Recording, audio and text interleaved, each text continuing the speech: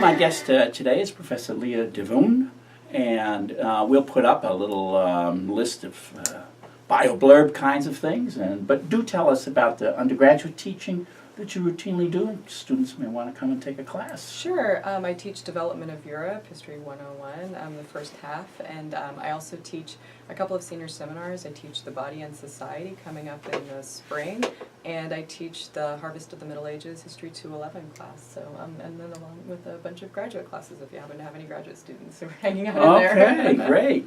All right, well, let me just explain briefly. This is a class in which we pair up a 21st century contemporary issue with a historical issue. But we're not going to ask you about 21st century crisis, but that half of it is about Wall Street, the hostility to bankers, and falsely making money, and we're trying to understand derivatives and figure that out. But then we want to compare it with the historical event that I just love to do because I like students to get a chance to read a little Dante. Dante seems to apply to everything in one way or another. To look at two things really, usury and alchemy, which in some ways both have to do with making money without, well, we'll get to exactly what may be involved in each of them. But maybe let's begin with usury. Can we do that? Sure. And I should say that the alchemy and usury and the kind of 21st century crisis over debt and credit, really do share a lot in common. Ideas about what's natural, what's fair and just, discomfort with the idea of money that begets money, fraud outright, the fates of the poor. I mean, those are all animating concerns in Dante, in laws and thinkers who are working on kind of delimiting the boundaries of how money should be used in the Middle Ages. It's all, you can see the connections really easily. Good. Well, before we focus on Dante, I'd like to take us back a little bit to some of Dante's sources, which include both the Old Testament and a bit of Aristotle, at least. And if I get us into areas that you don't want to go, just flip it right back at me. Don't worry about it. Sure, and I should say that usury we usually think about now as charging of like exorbitant interest for money lent. But during the Middle Ages and when Dante was writing in around 1300, usury really meant the lending of money at any interest. And it was something that definitely has roots in both the Old Testament and in Greek philosophy. People like Aristotle, who were then picked up by scholastics like Thomas Aquinas, who was really interested in kind of trying to find this synthesis between Christian biblical learning and also kind of pagan philosophy that was becoming so important during the 13th century in Europe. So just to start out, there's lots of mentions of usury in the Old Testament, particularly some important citations in Deuteronomy. I'm putting Deuteronomy 23, 19, 20. Yeah, I'm going to have the students read that one, Perfect. so let's talk about it. It's straight on. Right, well, I'm sure they're going to get all kinds of details out of their close reading of the sources, but we can say that that there's a little bit of ambiguity in there. It says, to lend at interest is almost like a violent act when one does it to one's brother, right? But when one lends to a stranger, there might be a little bit more room in there. And that speaks to some of the issues that come up in trying to figure out, when usury might be permitted. And of course, during this time period, it's a time period of increased industry and banking, of course, and as we move into the early modern period, overseas commerce with the Columbian Exchange and greater trade routes. I mean, these are things that investment really needs to be a part of. So there was a question in the Middle Ages whether usury should be permitted, but also a sense that it was kind of a necessary evil. So how to figure out how to work around it was, of interest to people who were talking about usury at the time period. Okay, so on the one hand, you've got this biblical precedent about usury, although a little ambiguous, but overall a sense that usury shouldn't be permitted in one's own community. And then, on the other hand, you have Aristotle, who makes an argument from a different sort of point of view. He's making an argument that really is thinking about money as being a unit of exchange, right? And so for him, usury is unnatural, not so much because, he was concerned about the needs of the poor and issues of fairness, but really he was concerned about the natural. So he was thinking about the way for him, money was a way of working out a kind of barter economy. I have something you want, you have something I want, and the way we make those things, we figure out how we're going to trade them is by a unit of exchange, which is money. So for him, the idea of credit or interest, that just wasn't a part of it. Money was a sterile thing. You know, it didn't reproduce the way animals or humans did. So there was something just distasteful and unnatural about money that created more money, that multiplied. And so it's on that basis, both the way that usury interest makes money the thing in itself instead of the thing that we just use to to make up commensurability. To change goods, right? And also because of his sense of money as being something that it just can't make more of itself. And to do so, to sell time, that just didn't make sense to him. You know, time wasn't something that you could sell. So all these ideas about commodification of time and commodification of money, those become concerns in a much later period that's kind of alien to Aristotle. But Aristotle is, he's the philosopher for the Middle Ages, and so people have to reckon with his ideas. Particularly Aquinas, who then, of course, Dante's thinking about too. Okay, so one thread on this is Aquinas, Aristotle through Aquinas. I want to get on this other one a bit more, though. So we've got the Old Testament, and it says brothers, but that has widely been interpreted to mean Jews. You cannot charge interest to fellow Jews, but you can charge interest to somebody else. And doesn't that become the medieval way out? I mean, there are lots of big-time Jewish bankers as well as small petty lenders in various towns. And these are not only tolerated in the Middle Ages, but they're perfectly allowed because they're outside the Christian brotherhood and vice versa.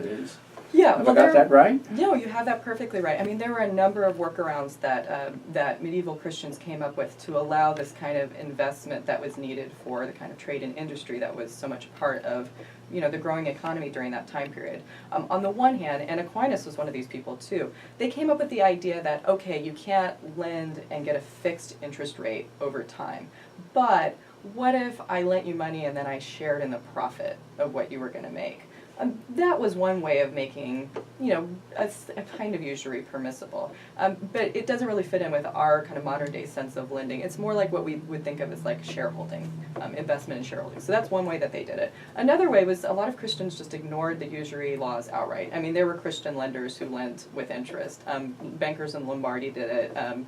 In the Central Middle Ages, so it happened. But the main thing that we see is, just as you suggest, that Christians left that activity to Jewish lenders. And Jewish legal theory, although also a little bit ambivalent, generally allowed for the lending of money at interest to Christians. Much like, if you think of something like a house, I can lend you my house and make money from it. Lending money and making money from it, for that period of use isn't so different. And that's the kind of way it gets talked about in Jewish law. So it's absolutely right that there were, although a very small minority of Jews in general who were bankers and lenders, they were a very prominent and visible minority, a powerful one in the Middle Ages, and they were looked to do that lending to Christians that Christians by canon law couldn't do. I think it's Alexander III in the Third Lateran Council in the late 12th century who says, Christians just can't do this. But Jews fulfilled that function. And you're right, they weren't really thanked by Christians for this. And although certainly Jews held prominent positions in banking and in kind of royal government through this, they were often also the targets of pogroms and general hatred for their function in money lending. And sometimes the fact that they lent the money to, for instance, kings, governments, prominent figures, was what led to the persecution and the confiscation of their accounts. You don't want to pay back the loan, you just exile the Jews, and we see just those kinds of behaviors happening in the early 14th century in France with Philip the Fair, for instance, but also in England and other places. Great. I just want to do a quick interrupt here. I'll put for students the URL for the Medieval and Early Modern Data Bank that Martha Howell from Columbia and I co-direct, and it is clear that exchanges of money heavily involved both charges for transporting money, which was dangerous and had a cost to get robbed by the highwaymen, but also is absolutely involving interest. So, I'll pay you. Yeah, No, I they won't folded pay you into so these many exchange florins rates, now. yeah. I'll do that much sterling later on, and it's not simply an exchange rate, but a folded in interest rate. Yeah. I should have said that's one of the workarounds that they do too. Well, anyway, anyone who wants to they're pursue that come do it with me. That's where I want to get us, if we can, a bit to Dante himself. So, Sure. You want to tell us a little bit about the overall structure, the cone of hell? You want me to do that, or how do you? I was going to show some pictures. This is a these are visual my class. favorites. I love Dante. I love the Divine Comedy, and for many people, Inferno is their favorite. Oh, no question. That's and the one as a plug for my assign to class students. in Harvest of the Middle Ages, we spent a lot of time talking about pre-Dante journeys to hell. So Dante was dependent on a long tradition of imaginings of what would happen if you would enter into purgatory or hell. And yes, and we often see the sinners. They get the punishment befitting their crime, and we see that in these two cantos with the alchemists and the usurers. But before we get to those, I think we need to tell students a little bit about the Sure. overall structure of the sins. Go ahead. Well, don't we have? We'll put up some of the famous paintings of it. But basically, what shall we call them? Sins of the flesh. Sins. Those are not so heavily punished. Those are at the top and lesser. But when it gets to sins of the intellect and sins against God, we're going to have the students read a little bit of that, because otherwise it doesn't seem to make much sense that usury and alchemy should be punished so severely, whereas, and neither of them is mentioned in the Ten Commandments directly. Betrayal and fraud are really, those are real Fraud's issues not in the for Ten Dante. Commandments either. No, for Dante. But think about because the they're political. willful, because they're by choice. They aren't Right. simply the flesh is weak and therefore I committed adultery. This is. Well, and think about Dante's life and the politics of Florence. I mean, backstabbing, betrayal, fraud. I mean, this was exile. I mean, this was Dante's life too. Yeah, he didn't get along with his wife well either. But that's I know. But that has something to do with where he may have put bankers, or you don't accept that view. He's got the bankers far down because his what shall we call it? Platonic love, Beatrice, was married to a banker. Is that you don't accept that as a view? I put that out in class. I think that's totally reasonable. A little psychoanalysis. Yeah, well, but Dante's own reason, he never says that it's because my lover's husband, my imagined lover's screen lady's husband is. Okay, so here we are, and we're getting way down in the circles, and so talk to us a little bit about what happens to these usurers. Oh, what the bankers? They're marching around with their coats of arms. It's one of the most specific parts of the punishment. He's identifying very specific people in Florence, right? Specific people by name, yeah. right? And by coat of arms. I mean, his Yep. readers knew the names. Our students don't know automatically who's which, but I put in some footnotes so they'll know which ones they were. Isn't that wonderful? Yeah. I mean, it's one of the really evocative things about Dante's Inferno is the kind of ways in which one can identify, or Dante can identify himself in some of the sinners, especially in the Inferno, and us too. But for the bankers, he says, I knew none of them, which is so interesting to me. That what he's saying is, I'm not in that crowd of bankers. He has other sins for sinners with whom he identifies, but the bankers, I don't recognize any of these people. Again, it's such a marvelous poetic use to say the sins that he is familiar with or sees in himself versus those that he wants to disassociate himself with. So here they are, hanging with around their necks these symbols that indicate which banking firm they were. And I guess we have to remind students that hell is forever. They don't necessarily know that. Yeah, that's absolutely true. It's a big punishment. That's bigger than anybody got in Wall Street today. Right? Yeah. Let's get even deeper. Tell me about alchemy. Yeah, well, alchemy, in some ways you see some parallels between the alchemists and the usurers there. And alchemy fits in too, especially in the 14th century when Dante's writing. You start to see some new developments in alchemy wherein, and of course I should say that alchemy at the time was thought to be the practice of turning base metals or less precious materials into precious metals, gold and silver. And what we see during this time period, and of course this is the time of wars, of all kinds of changes in the economy that we've already mentioned, that rulers, potentates would look to alchemists to be able to multiply funds for them. And lots of alchemists took money to do this kind of work, and often to, you know, what were seen as nefarious ends. And this is why we start to see during this time period legislation against alchemy, with the sense that counterfeiting and fraud is a part of what alchemists do. Scam artists, you know, take in the gullible. There's papal bulls during this time period that outlaw all lay people practicing alchemy. The Acts of Parliament in England in 1404 also prohibiting alchemy. So, you know, there's a lot of sense that that there are abuses that are happening, and those abuses are not totally different from the kinds of abuses with usurers, in the sense that it multiplies things unnaturally, right? And that it's financial. It's a kind of fraud, but it's a preying on the vulnerable.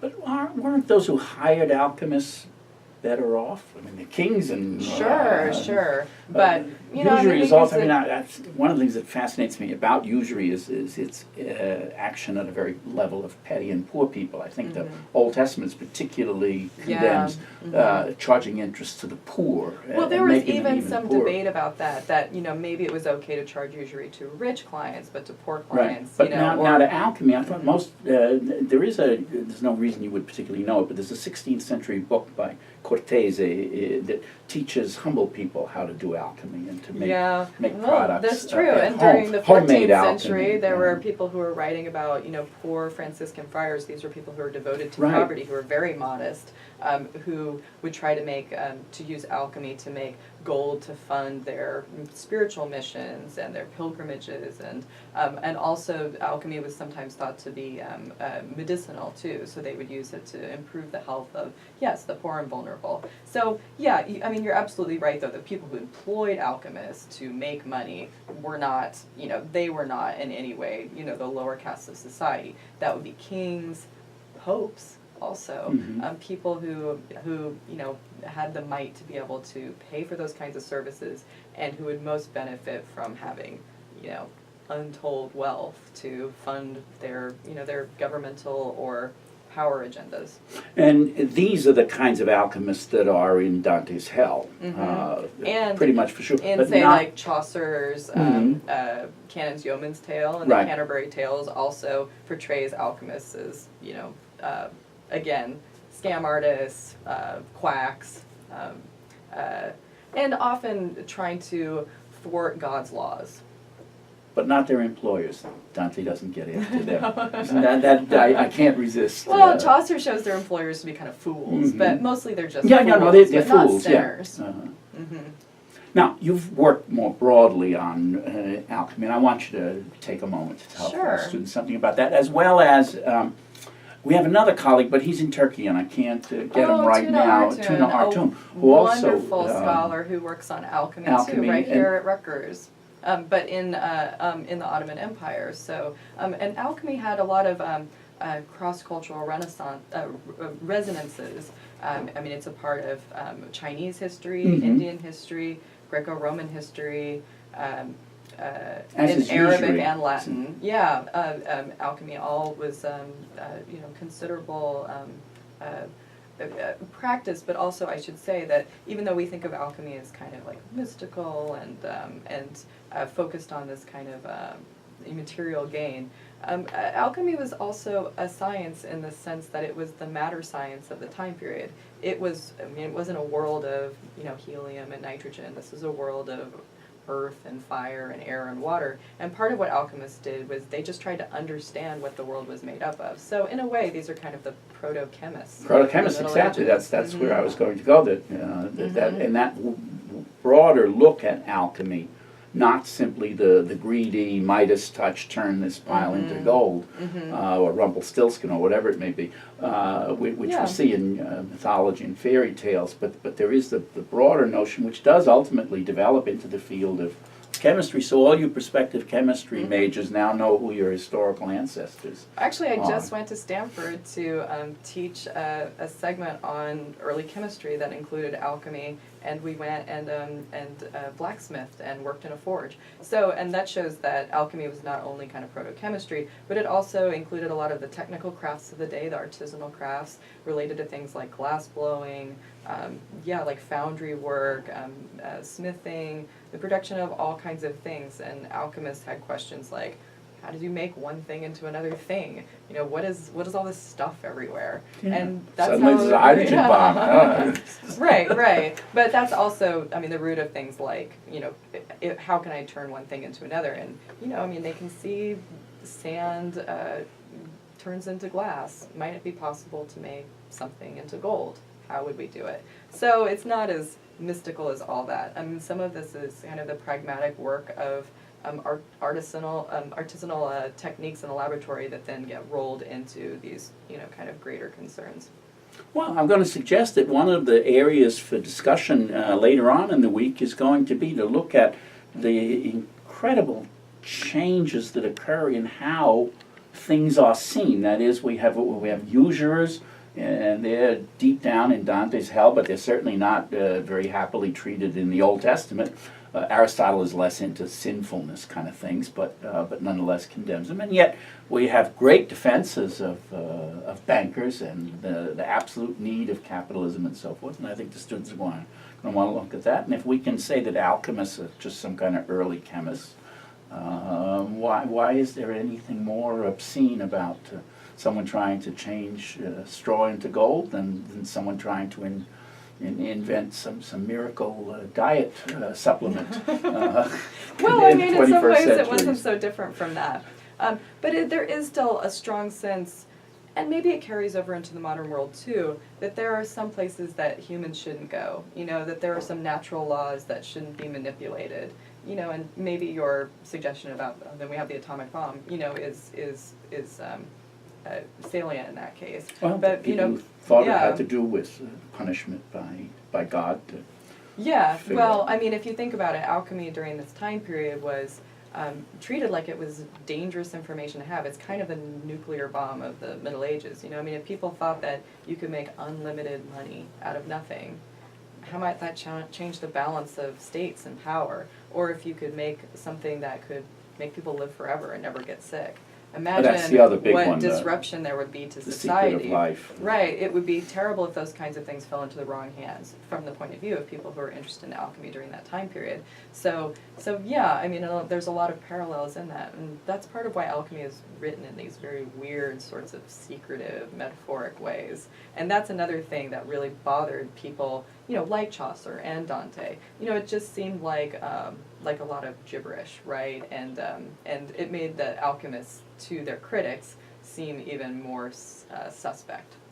Mm-hmm. I want to ask you just a little technical question. Lots of my students, when I have them reading Dante, get very interested in whether the punishment fits the crime. Mm-hmm. And so one of the theories on alchemists is that they go around scratching each other's scabs because that was what happened to their skin from playing around with all of these it's like, acids like and scales things. from a fish, Yeah, right? he uses that exactly as one of the metaphors. Does that make any sense to you, or you're not deep into this, Dante, figuring out the crime? I myself have never. I thought you were going to say, you know, have I haven't No, I wasn't reenacted any asking whether you alchemical did. experiments No, to no, see I if my wasn't. skin flaked off. No, But I will say this- that you know, there's generations of alchemists who, you know, got lead poisoning and, you know, and all kinds of terrible things from the kinds of chemicals, the mercury, you know, that they were using. Right. So maybe is the answer. It's entirely possible possible. that Dante knew of that kind of skin rash or whatever he could have seen from these people. I have no first-hand knowledge of that, but it's Okay, entirely that's possible. fair enough. I didn't mean to go in that direction at all. Okay, I think we'll thank you very much for your contribution to our class, and Great, thank you for having me. look forward to hearing the discussion. Okay. I want to take the liberty of adding a bit of a postscript or epilogue to our interview with Professor Leah DeVoon, and that's because I want to call your attention to the New Testament materials that are included in your readings, and in particular to the account of Jesus whipping in one case, or overturning the tables of the money changers and sellers at the temple in the days immediately preceding the Passover, which is the primary cause for which he is ultimately arrested and then crucified. This is present in all four gospel accounts, though with a variation in the Gospel of John, and has inspired very important work by painters from the late medieval period onward. And we're going to show you some of those images as I read for you the four gospel passages. So we'll proceed to do that right now. In the Gospel of Mark 11:15, we see the following. On reaching Jerusalem, Jesus entered the temple courts and began driving out those who were buying and selling there. He overturned the tables of the money changers and the benches of those selling doves, and would not allow anyone to carry merchandise through the temple courts. And as he taught them, he said, quote, "Is it not written, my house will be called a house of prayer for all nations, but you have made it a den of robbers." Now we turn to Matthew 21:12. We get a very similar account. Jesus entered the temple courts and drove out all who were buying and selling there. He overturned the tables of the money changers and the benches of those selling doves. "It is written," he said to them, "my house will be called a house of prayer, but you are making it a den of robbers." We turn next to Luke, the third of the Synoptic Gospels, Luke 19:45, even a briefer account. When Jesus entered the temple courts, he began to drive out those who were selling. "It is written," he said to them, "my house will be a house of prayer, but you have made it a den of robbers." So in these three accounts, where traditionally Mark and Matthew are presumed to be speaking primarily to an audience of Jews whom they hope to convert to Christianity, whereas Luke is speaking aimed more at an audience of Greeks to whom this matters less. Now the fourth gospel, which comes as much as a century later in its initial written form, the Gospel of John, introduces a much more violent scene. And so I want you to listen to it and note that in the paintings that we're going to be presenting to you, the John version is the one that seems to inspire most of the artists. So here we go. John 2:13. When it was almost time for the Jewish Passover, Jesus went up to Jerusalem. In the temple courts he found people selling cattle, sheep, and doves, and others sitting at tables exchanging money. So he made a whip out of cords and drove all from the temple courts, both sheep and cattle. He scattered the coins of the money changers and overturned their tables.